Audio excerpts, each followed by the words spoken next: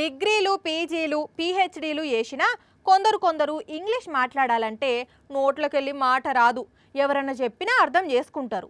ఎంత గొట్టుగున్నది చదవమన్నా చదివి దాని అర్థం చెప్తారు. కానీ దాని గురించి ఎక్స్ప్లెయిన్ చేయమంటే తత్తరపడతారు. చాలా మందిని చూస్తున్నాం కదా. కానీ ఇక్కడో అన్న, అది కూడా రోజు కూలి చేసుకొని బతికే అన్న, ఇంగ్లీష్ మాట్లాడిండు. అబ్బబ్బబ్బబ్బబ్బా ఇర్రగా తీసిండు. మళ్ళా అది బయట దేశం వాళ్ళతోని. అన్న టాకే Mosque, the biggest mosque in India, Jama Masjid, and also very narrow line, the small street.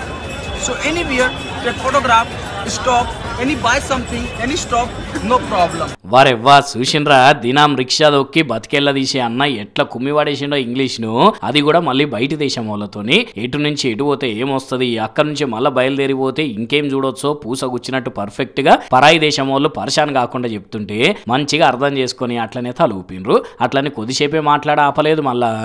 So now first go to the starting is spice market, and the spice market, the all of the Asia number one, the spices and very colorful street. You stop by walking, looking, take photograph, then again my helicopter.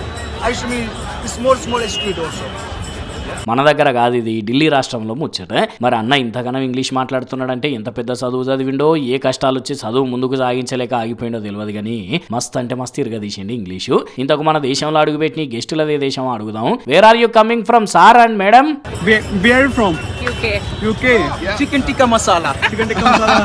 Nice. Thank you very nice, welcome to India. కానీ అన్న UK వాళ్ళకి English ఇంత మంచిగా అర్థమయ్యేటట్టు చెప్పిండు అంటే చాలా గ్రేట్లే.